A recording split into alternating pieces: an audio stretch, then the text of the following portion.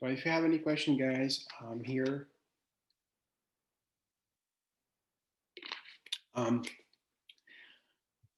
so this, I mean, this definition of derivative with the limit h going to zero, this is one of the fundamental definition, in math. I mean, this notion of derivative. I mean, after this exercise, we're gonna see a couple of interpretation of this number m. First interpretation is actually would be so this m would be like as as a rate of a change of the values of the function f with respect to the x. And as I said, also in physics, I mean, this number m is actually can be seen as the the velocity or this the speed of of the motion of a particle like in the space or something, right? So the derivative, I mean, in physics we always think of the derivative as the speed, okay, or the velocity, okay. But anyway, yeah, so you need to know how to, you need to know this this definition of a derivative. But actually later, instead of using this definition, to compute the derivative of a function, we're gonna have like a couple of rules, okay, and we're gonna use those rules to to compute the derivative. So then you won't need this limit definition of the derivative. But still, you need to know this is, I mean, this is a definition of derivative with the limit h going to zero of f of a plus h minus f of a over h. I mean, it's a very important definition actually, right? Professor, Yes. what is the derivative of 1 over x? 1 over x derivative, Cannot be 1, right? at one or in general? In general. In general, it's gonna be negative 1 over x squared. Uh-huh. Uh, I mean, I don't know if you know the rules how to compute the derivative, but I mean, 1 over x, you can write it like, I mean, there are two different rules you can use to compute the derivative of f. We You can can we use can write a x I mean x exponent. exponent minus 1. Yes, that's a But good. how are you gonna do that? I mean, with the x to the exponent or to the power negative 1, then Hmm. what you do is uh, uh, you move the power negative 1 to the front.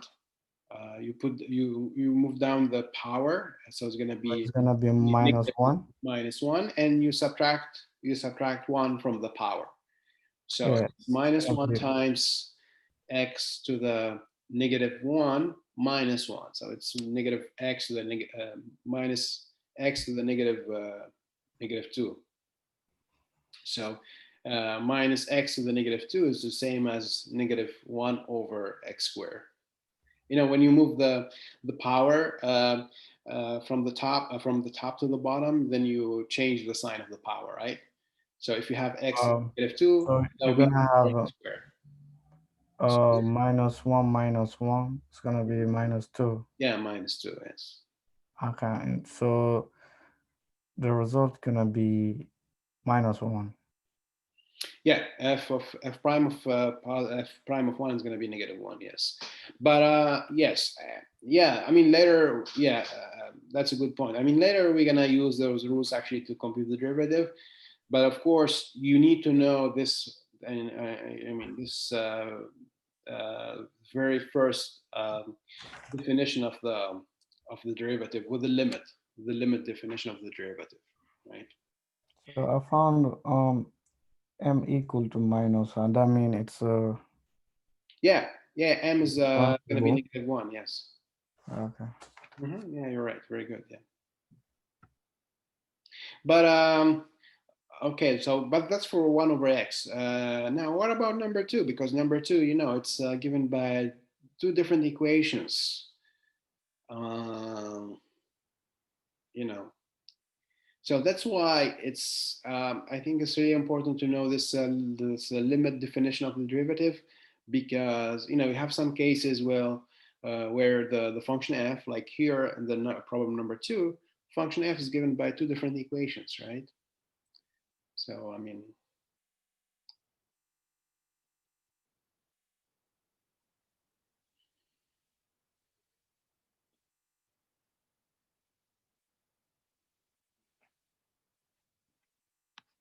I have a question. mhm, You say you're gonna give us a homework tomorrow. tomorrow. Yes. Can I turn around late because I have a two exam to prepare for. Next week. Yeah. I mean, yes. I mean, but you won't get like full credits. I mean, even if everything is correct, uh, you know. But I mean, yeah. I mean, as I said, I mean, better late than never. Okay. So yes, sure. Yeah. Like I mean, yeah. No problem. Sure. okay. Thank you. Hmm. Um.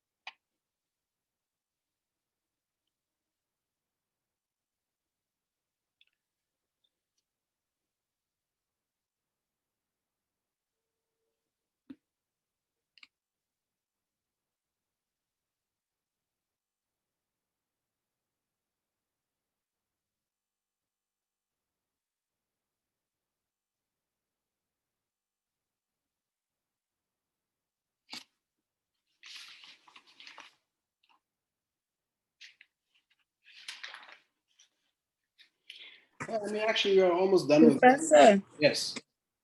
is problem one differentiable? Because I got one. Yes, it is differentiable, absolutely. But it should be, I think it should be -1, not +1. Probably you made a small sign of mistake with the sign. Yeah. Yeah, it should be -1.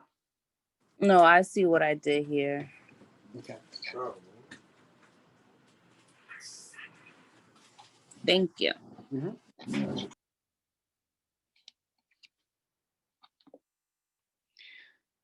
Yeah, guys. So I mean, we are almost done with this first section. I mean, it's just introduction to the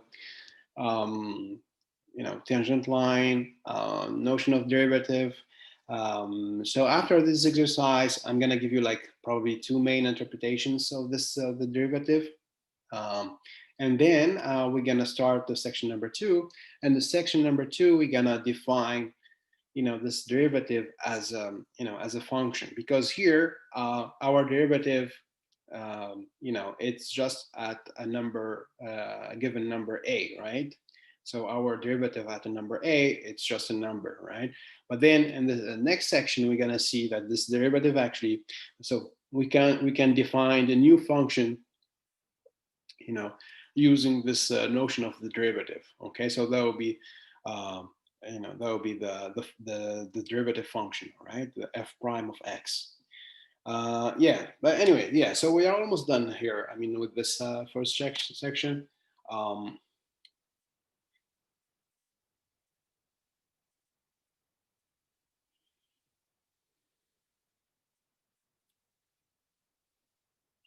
But you see, you have to know how to compute limits, right? This is why, I mean, we spend a lot of time studying limits, in the first chapter. I mean, we did a lot of limits, right? In the homework 1 and 2.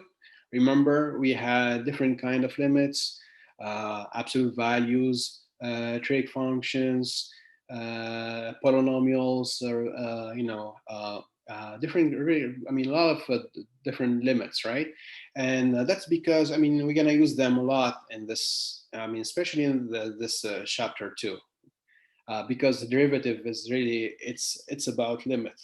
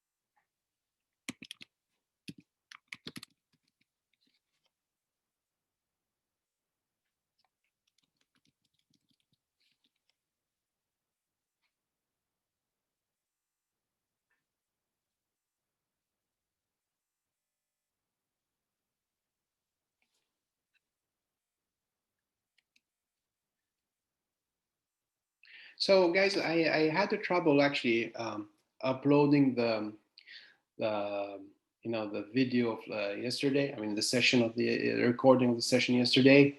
I think probably because the capacity of the uploading capacity of the Blackboard. So I probably gonna use like a YouTube channel or something, to upload my videos, because um, I think there's like a limit to the uploading capacity of the Blackboard. So anyway, I mean, if I'm gonna use a YouTube instead of Blackboard or something, I will let you know. All right.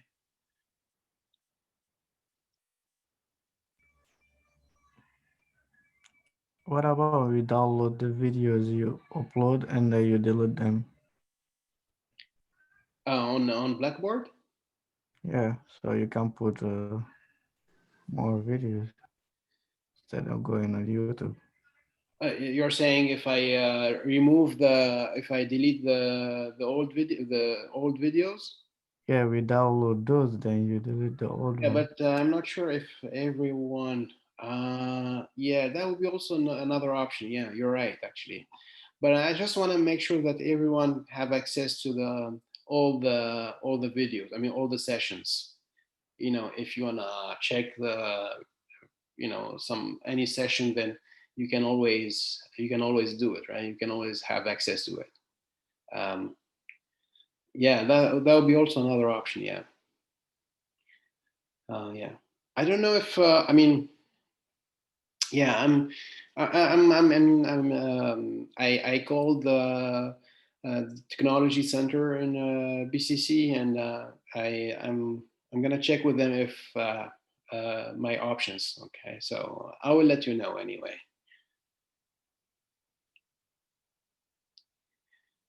I think, I guess, because it's 2 hours and a half, or like session is like 2 hours and a half, or 2 hours 45. Probably it's like it's a lot. I mean, the size of the file is very large, so I guess that's gonna be probably a problem. But yeah, anyway, and the thing is, because I teach 3 classes, so that's like it's like 3 sessions, uh, uh, 3 sessions per day, right? So it's a lot.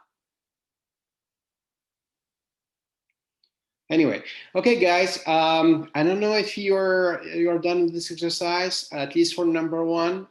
So I think I got some answers. Some people think that it's differentiable, right? And so some people think that the answer should be -1, and actually it's going to be -1. So yeah, for problem number 1, f of x is going to be differentiable, and f prime of 1 would be -1. But I don't know if anyone, yes. For question number 2, I don't know if I'm not really finished yet so far, but so far I got 3. Uh-huh. You got 3 as a limit. Yeah. For because you're gonna have 2 limits to compute, right? Yeah. So actually, Like I got 3 from when I did the f(1), and then I did the first equation with the 3 times 1 squared. okay, I think it should be no, it should be 5, not 3. Okay, let me check it again then. Sure. The answer actually for number 2, so the answer is actually f of x is going to be differentiable, and the f prime of 1, the derivative is going to be 5. F prime of 1 is going to be 5.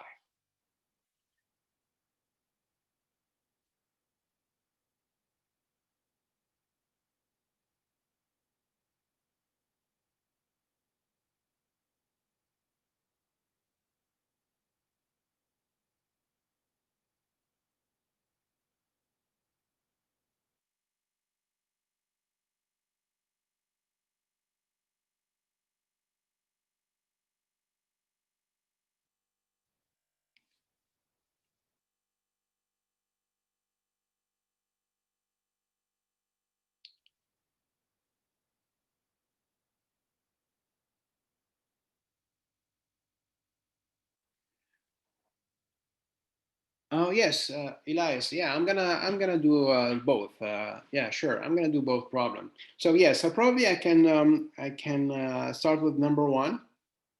Um, right. So it's 1 over x, and we want to compute f prime of 1. Um,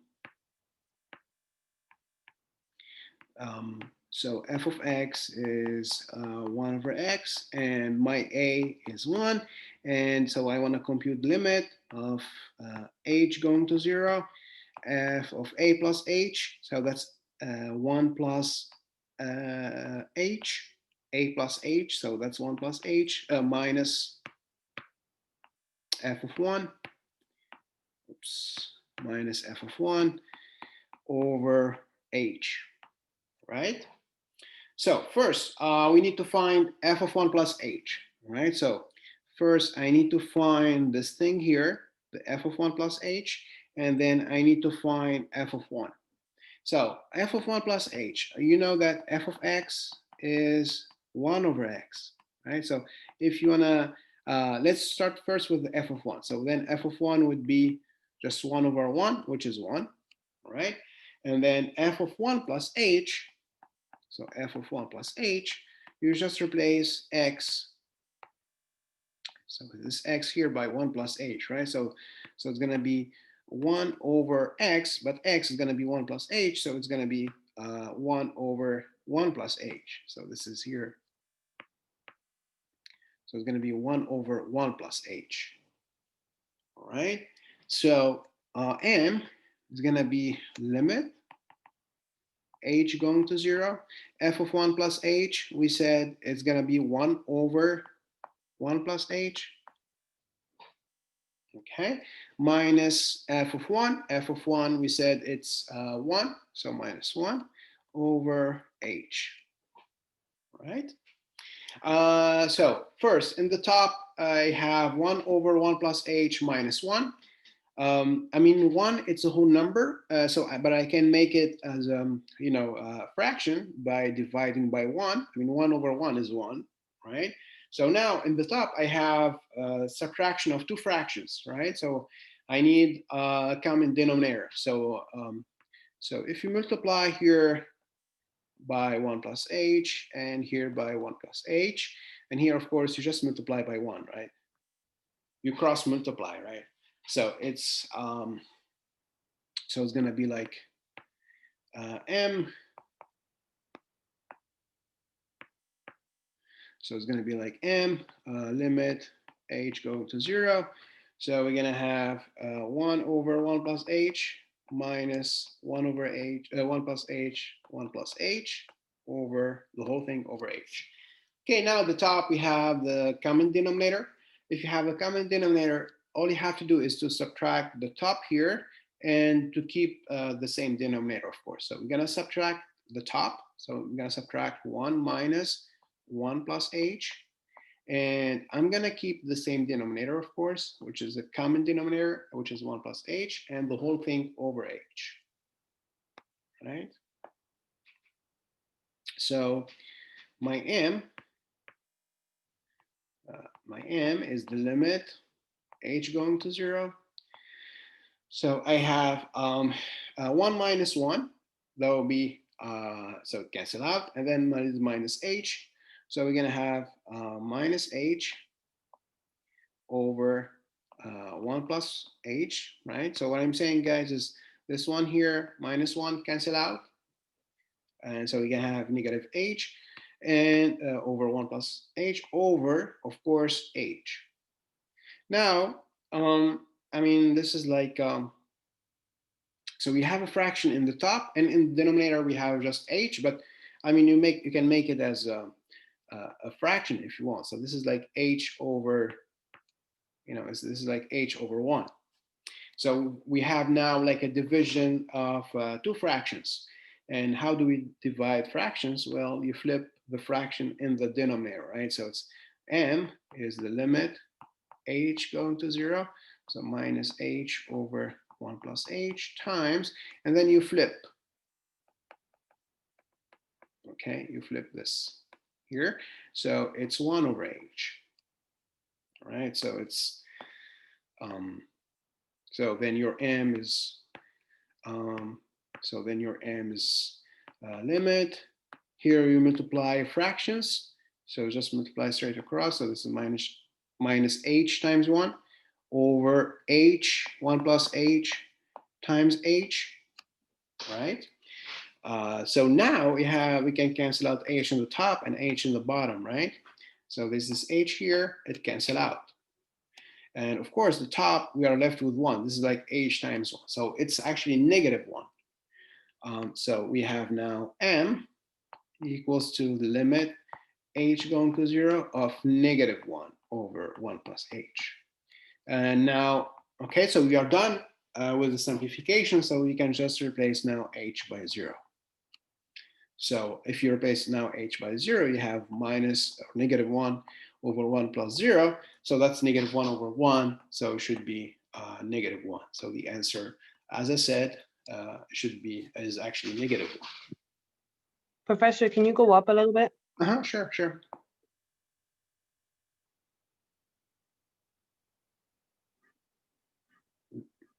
Is this okay?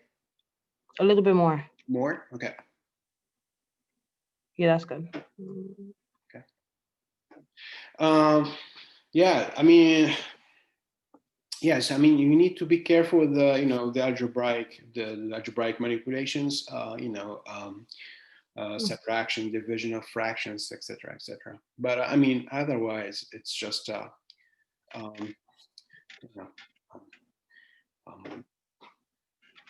So the answer is, as I said, is negative 1. Is there any question about this? So you see, guys, here your function f is just given by just one equation, right? We have just one equation, which is 1 over x. So when you compute the limit h going to 0, you know exactly which equation you're going to use, right? Because anyway, you have only one equation, right? So there's no question here which equation you're going to use, right? However, if like in the next problem, you have your function, it's given by two different equations. So you have to ask yourself which equation you're going to use when you compute the limit. And that's the problem, actually, right? This is always the problem, because then, you're going to end up with two different limits to compute. So here, there's only one limit to compute because the function f is given by only one equation. But if you have more than one equation, if you have 2 or 3 or whatever, then you have you're gonna have like two different limits to compute. So can I move to the bottom? Yes. Okay, thank you. So for for the next one, guys, I can keep this here. For number two, well, for number two, as I said, this is given by two different equations. So now we need to be careful. We need to be careful with the limit. So it's 3x squared, I think, minus x plus 1, if I'm not mistaken. X less than 1 or less or equal to 1, and 5x minus 2 if x larger than 1, right? So again, my a is 1, all right? And so my m is just a definition, limit h going to 0, f of a plus h, a is 1, so that's f of 1 plus h minus f of 1. So what's f of 1? So minus, let me write it here, f of 1 over h. Okay, so this is just a definition, right? So first, what's f of 1? So which equation are we going to use for f of 1? Any guess? F of 1?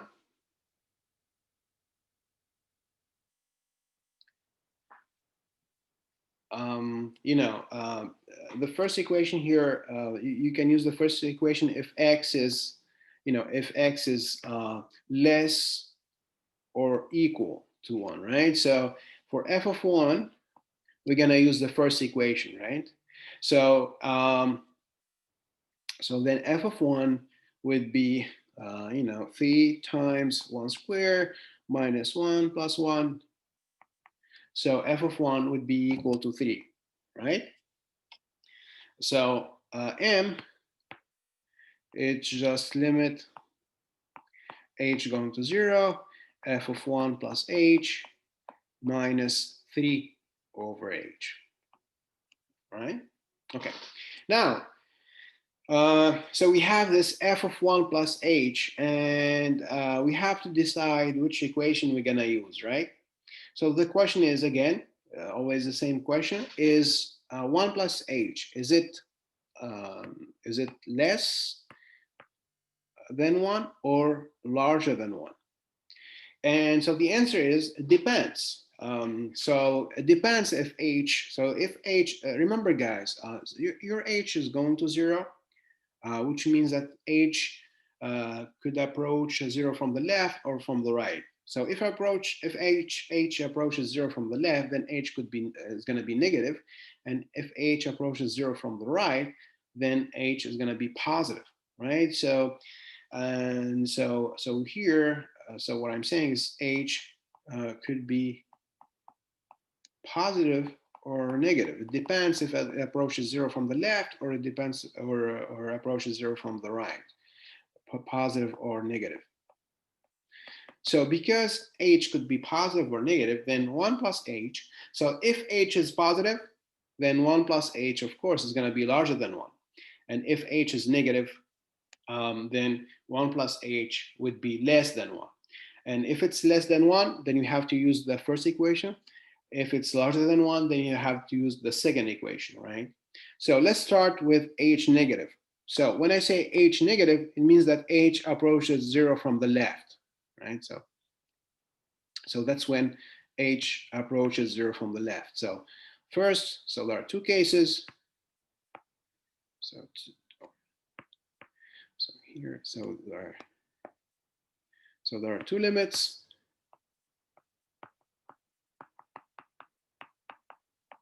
To compute.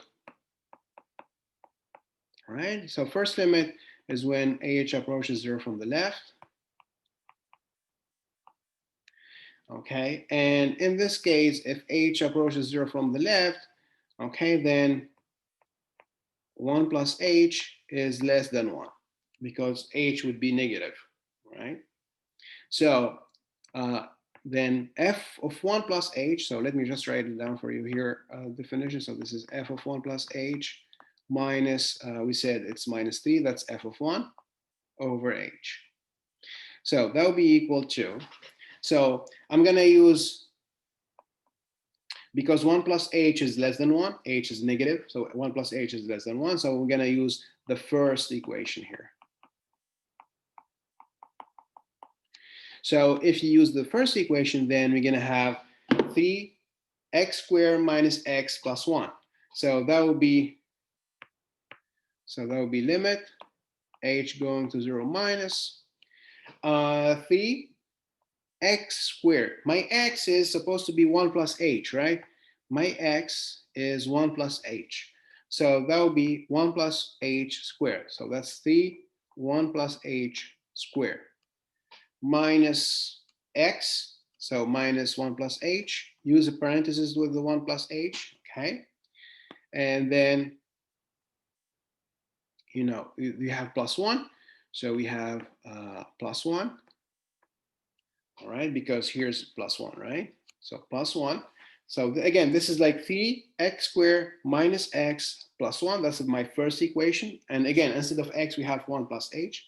And then there's a minus 3 here. So we have to subtract 3 and the whole thing over h. All right. So now we have to compute this whole thing here. Okay, so let me just okay, let's move to the let's put it this way here. Okay, so that will be equal to,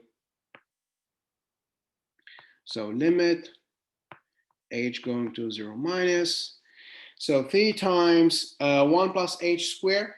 I mean, if you distribute 1 plus h squared, it's 1 plus h times 1 plus h. So it's going to be 1 plus h squared plus 2h, right? Then we have minus 1 minus h, that is plus 1, and then minus 3 over h. Okay. So this is the limit. So now I'm gonna 0 minus 3 times 1 is 3. 3 times 3 h squared is 3h squared. 3 times 2h is 6h minus 1 minus h plus 1 and minus 3, and the whole thing over h. Right? So now that will be equal the limit h going 0 minus. So let's simplify this thing here. So first with h squared. So h squared, I have 3h squared, right? So first I have 3h squared. Now the number of h's, let's see how many h's we have. So we have 6h minus h. That's plus 5h. So this is plus 5, oops, plus 5h. Now, what about the constant? So we have 3 plus minus 1, that's 2. 2, then plus 1, that's plus 3. 3 minus 3 is 0, so it cancels out. So 3 minus 1 plus 1 minus 3 cancel out. All right, so this whole thing cancel out. So it's just 3h squared plus 5h over h. Now, you can factor out h. H is a common factor in the top. So let's factor out h. H here, h times 3h, that will be my 3h squared here. And here I have 5h, so here I'm gonna factor out h, of course, so that will be plus 5 here over h. Okay, so now factor out h, so I'm gonna have h in the top and h in the bottom. So they cancel out too. And so I am left with only 3h plus 5. So then the limit, so this limit here is h going to 0 minus of 3h plus 5, right? So I'm done with the simplification. All right, so now all I have to do is just replace my h by 0. It's 3 times 0 plus 5, so the answer is 5. And that's the limit from the left. So you see, guys, I mean, it's a lot of computations. I know it's not obvious, but I mean, you need to make sure that you do the correct step, every time. So it's like if you do a small mistake, then you're gonna end up with the wrong answer for sure. But yes, is there any question, guys, about how I got this? So this first limit, h going to 0 minus, Elias. So that's how. Yeah, so this is h approaching 0 from the left side. Okay. Is there any question, guys? Nope. Okay, perfect. So, okay, now let me just do it, do the case h approaching 0 from the right very quickly. So then, okay, so now let's do, oops. Okay, so now let's do the second limit. So limit number 2. So now limit h going to 0 plus. So again, h going to 0 plus, it means that h is positive because it approaches 0 from the right side. So h is positive, and if h is positive, then 1 plus h is larger than 1. And if it's larger than 1, then we're gonna use the second equation. So let me write down for you the definition. So this is f of 1 plus h minus f of 1, but we said f of 1 is 3, right? We said f of 1 is 3, so here's minus 3 over h. Now, for f of 1 plus h, I'm going to use, as I said, we're going to use, because now 1 plus h is larger than 1. So we're going to use the second equation. All right, so you see, guys, here, the first case here, h going to 0 minus, we said that 1 plus h is less than 1, right? So we use, you see here, we use the first equation, right? So now I'm going to use the second equation. The second equation is, as you can see here, it's 5x minus 2, right? That's when the x is larger than 1. So it's 5x minus 2. So I'm going to use 5x minus 2, right? So this f of 1 plus h, so it's supposed to be, oops. So it's going to be limit, probably here, I'm going to continue here in the bottom. So it's going to be limit h going to 0 plus. So, sorry, here, this is, so this is 1 plus h minus 3. So f of 1 plus h, we said the second equation is, f of x is 5x minus 2, right? 5x minus 2. So then what will be f of 1 plus h? Well, you just replace this x here by 1 plus h. So it's 5 times 1 plus h minus 2. Right, so it's going to be 5 times 1 plus h. The 1 plus h is between parentheses, right? So minus 2. And then there is minus 3, right? So minus 3. The whole thing over h. So here it's kind of, it's not very complicated, right? So it's just, if you distribute, so then the limit h going to 0 plus, it's 5 times 1, it's 5. 5 times h, 5h, minus 2 minus 3 over h. So let's simplify the top. So this is 5 minus 2 minus 3, so it cancels out, it's just 0. So we are left with 5h in the top. So it's just a limit h going to 0 plus 5h over h.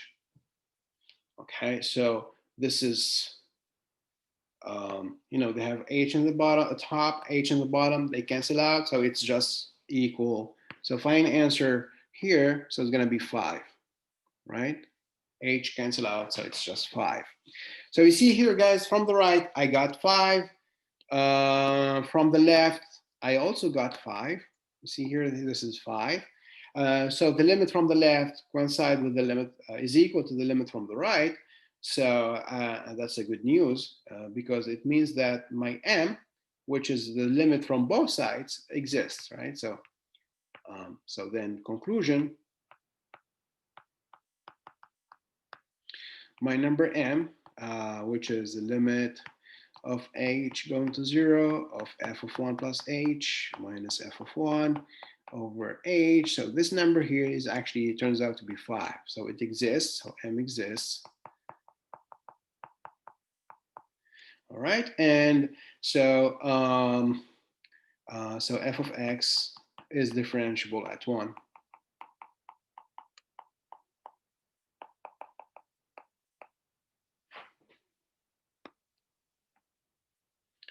So it's differentiable at x equal to 1. And So f of f prime of 1, which is supposed to be equal to m, the slope of the tangent line is equal to 5.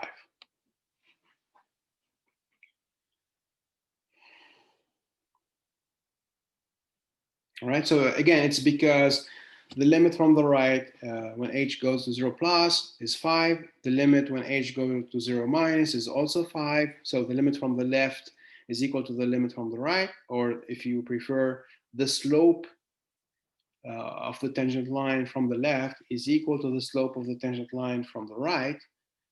So then you're good. Your function is differentiable. Okay, guys, any question about this this example or this problem here? So I mean, yes. Professor, I have a question about the homework. Because I tried doing number 1 and I didn't get it. So how do you figure out those 3 problems? Do you plot them first? The first problem in the home, that's the continuity or the continuous. Tangent. You're talking about the sign. You didn't which For problem 1 from homework 3, where it says it finds which values of a and b. Oh yeah, the continuity. That's the continuity problem. Yes. We did actually a similar problem in the during the lecture. We did a similar problem with the a and b. I don't remember exactly when was the session, but I think it was 2 weeks ago or something. Okay. If you check the notes or the video, I mean the recording, you will find a similar. We did a similar example, a very similar example.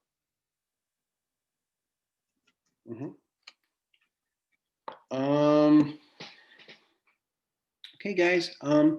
So if there's no question, then let's finish this section with the interpretations of this number m. As I said, so yeah, we have a couple of interpretations of this number m. Well, of course, the first interpretation would be that this number m is the slope of the tangent line to the function f. But we have more interpretations.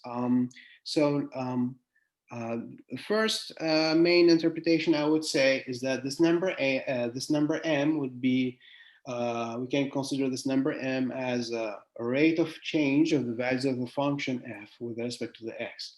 So let me write down here. So interpretation of this m, number m, or derivative, interpretation of m, which is the f prime of a. Okay, so first interpretation, as I said, so we can see this number m as a rate of change,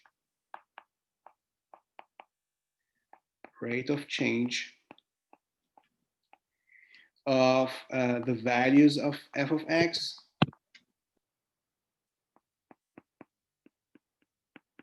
okay, with respect to x. So what do I mean the rate of change here with respect to x? So you see, guys, what we can do is the following. So let's say you have the following graph.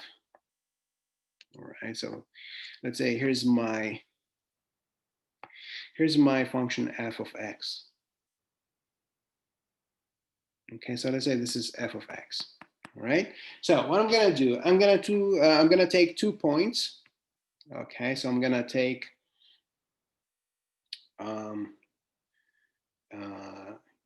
let's say here, let's say this is my a. Okay, here's my a. So then if that's my a, then of course this is f of a, right? Okay, and then I can, so that's my a. Now let me take another number. Let's call it x. So let's take x here. This is x here, and here this is, or yeah, x, let's call it x. So this is of course f of x, right? Now, guys, you see the difference between so between the f of x and f of a. So remember, first, let me just remind you. I mean, one of the definitions of m. So m, we said, m, we said it's supposed to be the limit of. We had actually two equivalent definitions of m, right? We had the definition with the h, and we said we're gonna use that definition, right? Because it's the easiest one to use. But then we had another or an equivalent definition with limit of x going to a of f of x minus f of a over x minus a, right? We said this is equivalent to the h going to 0, f of a plus h minus f of a over h.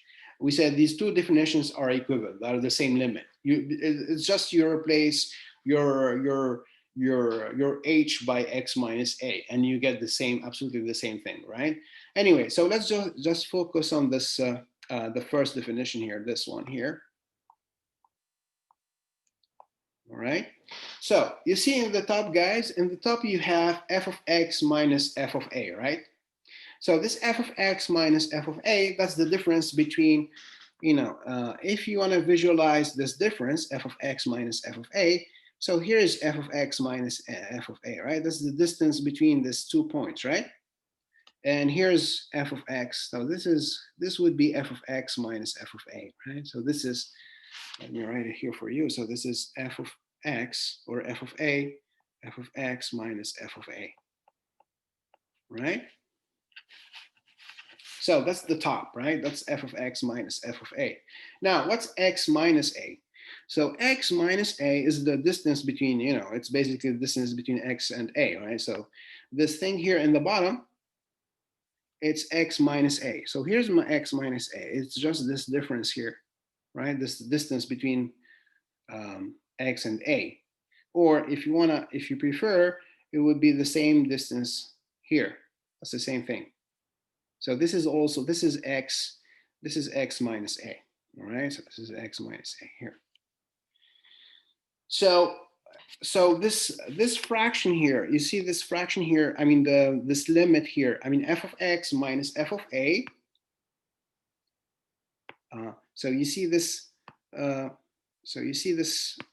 fraction, f of x minus f of a over x minus a. So it's actually the ratio between these, between the values. So here you have, again, you have f of x minus f of a, all right, and then over x minus a. So it's just the difference between the f of x minus f of a here over, over x minus a right here, okay?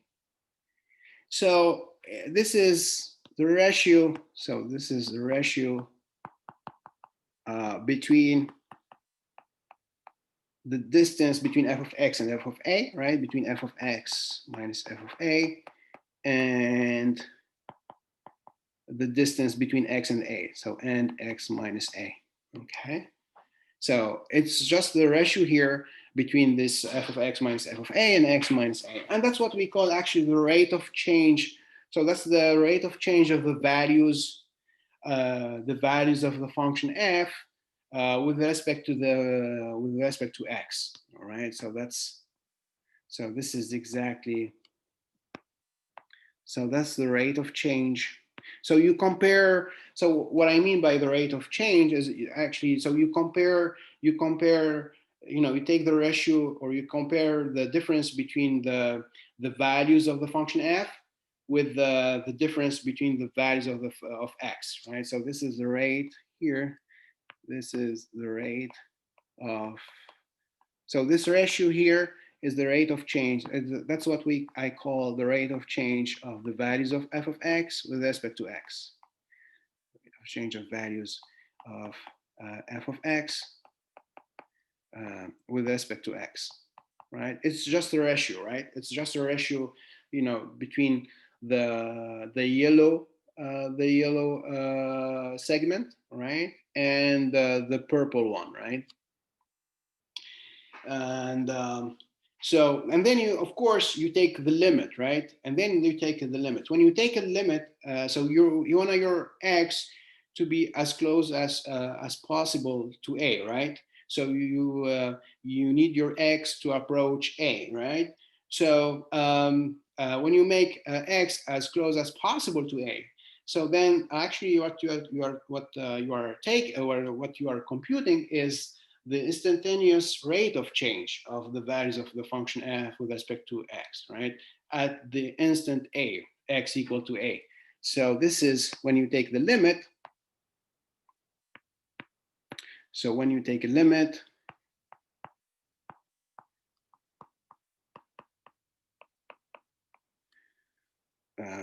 when you take the limit, so that will be the instantaneous. So that's the instantaneous rate of change. Rate of change of the values of the function f with respect to x. Rate of change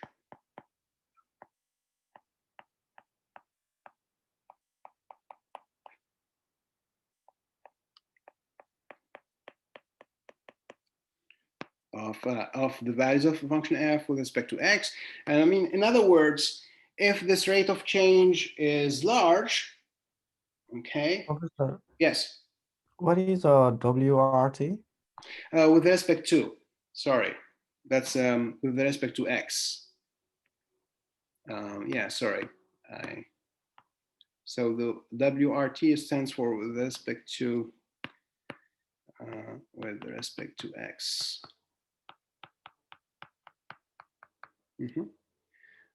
Yeah, so with respect to x. Okay, so I mean the idea, so what do I mean by this ratio again? So the ratio means, I mean, if this number is large, then it means that the values of the function f, they gonna change very quickly, right? If the ratio is large, okay? So, okay, here's that. So the idea is the following. So let me write it here down for you.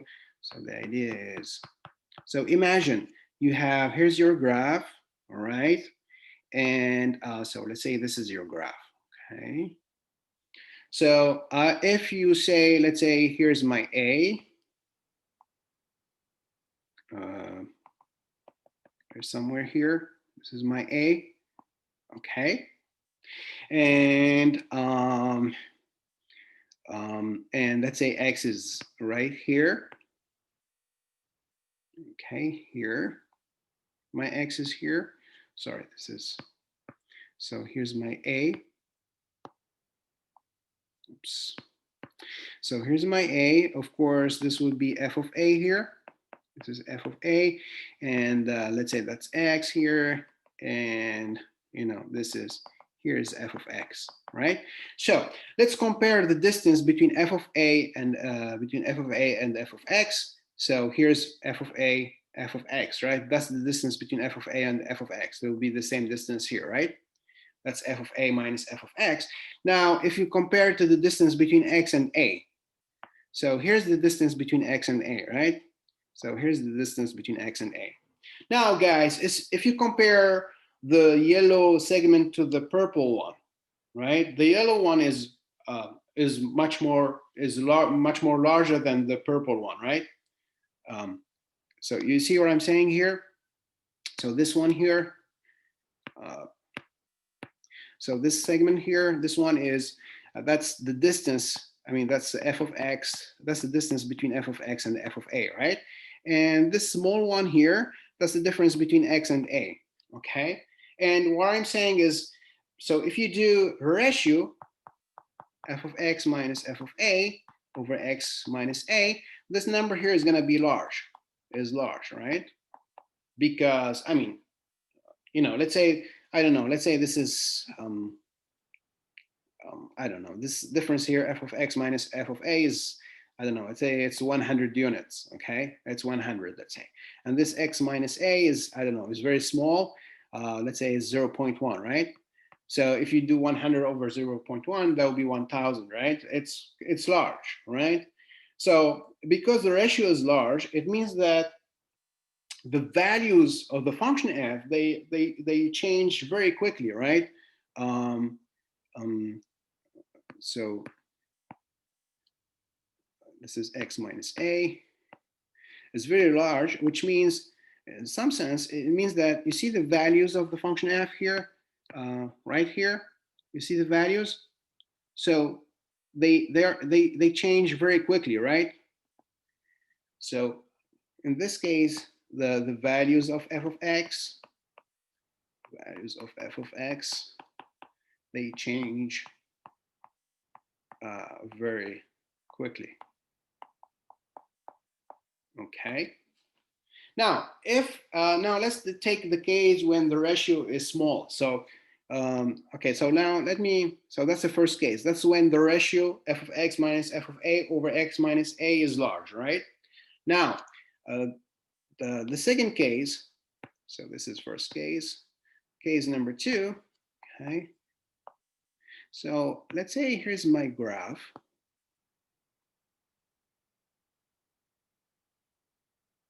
All right, this is my f of x, and let's say this is a here.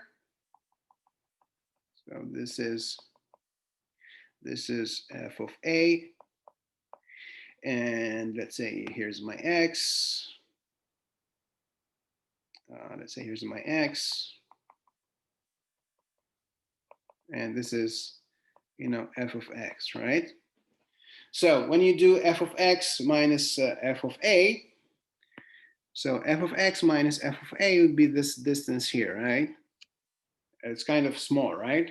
And if you take the ratio with x minus a, distance between x and a, so this is supposed to be the distance between x and a, right? This one here. All right. So if you take the ratio, it's going to be very small, right? Because, so f of x, in this case, f of x minus f of a over x minus a. So if you, this distance here, if you divide this yellow, the length of this yellow segment over this one here, right? This one here over the purple one. Well, I mean, this one, this one is small, right? And this one x minus a is it's big, is larger, right? This one is larger. So if f of x minus f of a is small over x minus a, which is kind of larger than the top, then this number here is going to be very small. So this is small. Okay, so then you can see, guys, here the values of the function f, all right, they change very, very slowly, right? It's kind of a flat, it looks like it's a flat, flat curve, right? So the values here of the values of f, of x, they change very slowly, with respect to x, very slowly with respect to x. So you see, it's like, I don't know, here it's like, let's say the value here is, it's, I don't know, it's 1, here it's just 1.5 or something, right? So just compare this to the previous situation, right? So you see here in the previous situation where the ratio is large, then the values of the function f, they change very rapidly, right? Very quickly, right? With respect to x. So that's exactly our ratio, right? In the definition of the limit, I mean of the number m. Remember, that was this ratio here. And so the conclusion is, if your slope m, if this f prime of a is large, So the idea here is the following. So the conclusion is, so if this f prime of a is large, then the values of the function, they change very quickly, and if it's small, they change very slowly. All right. So then the values of f of x, they change very quickly. Okay. And if it's small, if absolute value of this f prime of a, I'm taking absolute value because here we are talking about the distance, right? We are interested in the distance, right? When I when you take the difference between x and a, or the difference between f of x and f of a, we are interested in the distance. So then the distance is always a positive number. So that's why here I'm taking absolute value. But anyway, so and if this f prime of a is a small, then the values, the values of f of x, they change very slowly with respect to x, of course, with respect to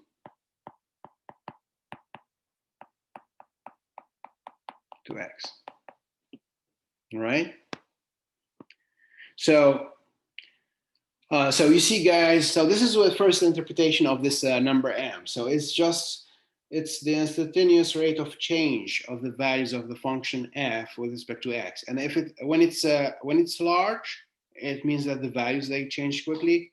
And if it's small, then it means that the values of the function, they change very, very slowly. All right. Is there any question, guys, about this first interpretation of this slope m? It's just a ratio, right? It's it's a fraction, right? So it's a ratio between these two distances, right? Between f of x and f of a and x minus a, right? So that's the first interpretation, right? Well, the second main interpretation is, of course, it's in physics. So as I said, so this is number two, interpretation number two. So in physics, okay.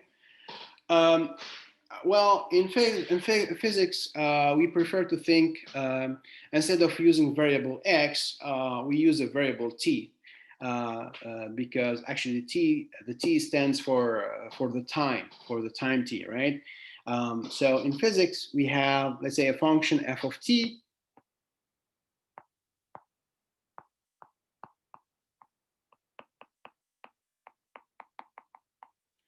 F of t, all right? So the t stands for the time. T stands for the time.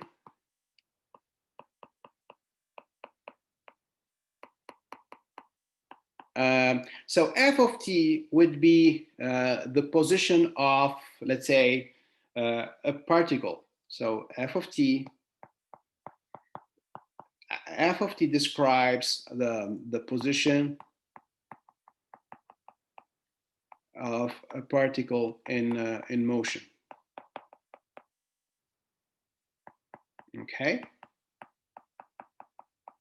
So in physics, so when we graph functions, actually we use the horizontal axis as time. So here the horizontal axis would be the time t, all right? And the vertical axis, that's the position, right, of the particle. And that's actually, we use x. So that's the position of the particle, okay? And so what I am saying is like, like a time t equal to 0, let's say the particle is here, at time, I don't know, let's say this is my function f of t, all right? This is f of t. All right, so let's say this is the position at t equal to 0, and let's say then my particle, this would be the position at time t equal to 2 units. I mean, you can use the seconds or minutes or hours. It's up to you. So let's say 2 seconds, etc. Right? So when you have a graph, so in physics, you should think of the graph like the displacement or the motion of a particle, right? So we have a particle moving around. Okay, so that would be the graph. That's the displacement of your, or the motion of your particle. Okay, and so the f prime of a, so this is f of t, right? That's the motion or the displacement of your particle, right? So you need to so we should think of f prime of a. So f prime of a would be actually the instantaneous velocity of the particle, right, moving along the function f of t. So so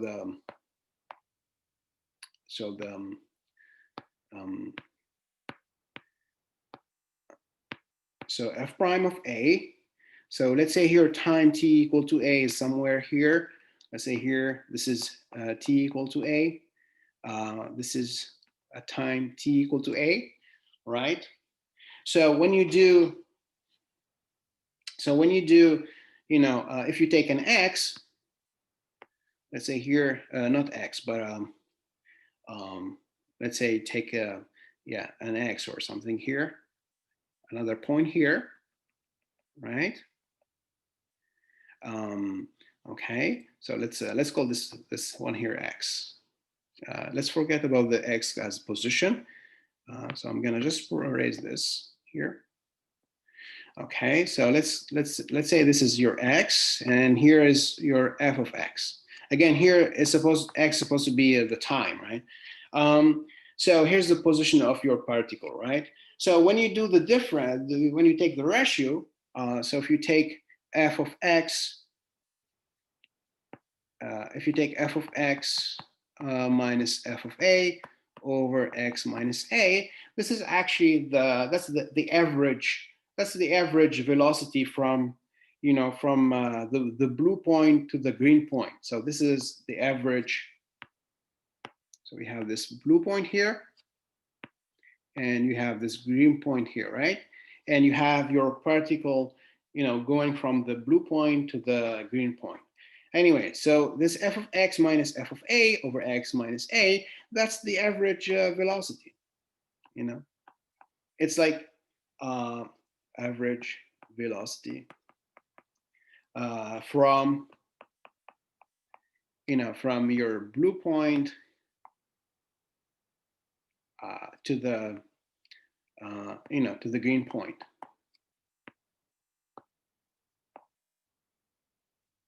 Okay.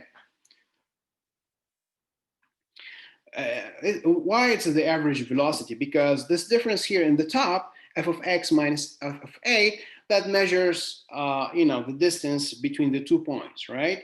And this is like the distance over the time. X minus a here, again, you think of x and a as a time, right? This is a time, t is equal to a, that's a time, x equal to t, that's another time, right? So here it's a difference in the time.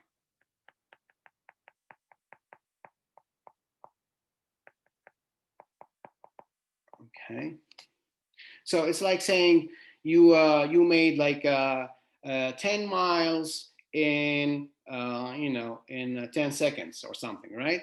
So it's just the average. That's the average velocity. Now, when you take the limit, okay, when you take the limit of this average velocity, x approaching a, as x approaches a, that will be the instantaneous velocity at the time t equal to a, right? So as x approaches a, so when you take the limit of this thing here, So limit x going to a, and that's exactly our m, right? That's by definition, that's our m. So f of x minus f of a, taking the limit x going to a, this would be the instantaneous velocity. Instantaneous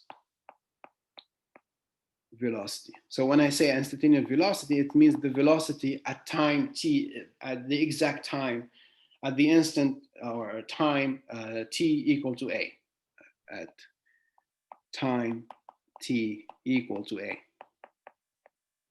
Okay. So you may ask why I'm not using the word speed instead of velocity, because velocity could be positive or negative. Speed, it's always positive. So now if you take the absolute value of the velocity, that would be the speed of the particle. Okay, so what I'm saying is if you take the absolute value, that would be the speed of the, so absolute value of m, the absolute value of f prime of a, okay, the absolute value of this limit, x going to a, f of x minus f of a. Again, this limit is the same as with the h going to 0, right? That's the speed of the particle at time t equal to a.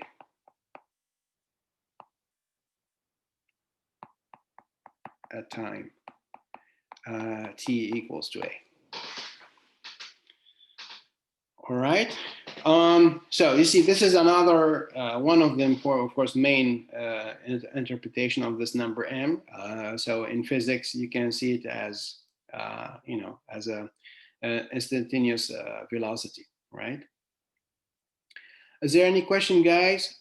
Does this make sense to you? I mean, Yeah, it makes sense. It's just something that you need to keep in mind. I mean, if someday someone asks you what this derivative means, right? Well, then the two main interpretations, I would say, of course, in physics, that would, I mean, the derivative would be just like the speed or the velocity of a particle, or your car, or wherever. Or it would be also the rate of change of the values of the function f. All right, so you can see here, if this slope m is, you see here, I mean, if the slope of the tangent line is very large, so it means that actually the values, so as you can see here, the values of the function f, they change very quickly.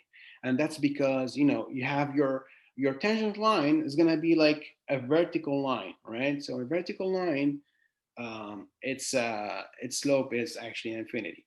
But anyway, so when this number m is very large, it means that the graph, locally, the graph looks like this here. But if m is very small, then the graph, locally, the graph looks like a flat, flat curve or flat segment, all right? Yeah.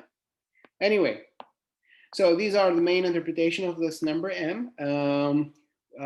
So I guess I'm gonna stop here unless there is any question. And with this, actually, we finished this section 2.1. So next time we're gonna start section 2.2.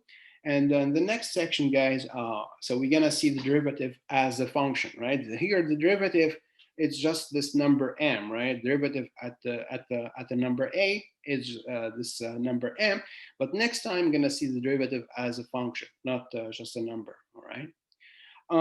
Anyway, so yeah, I'm gonna stop here unless you have any question, guys.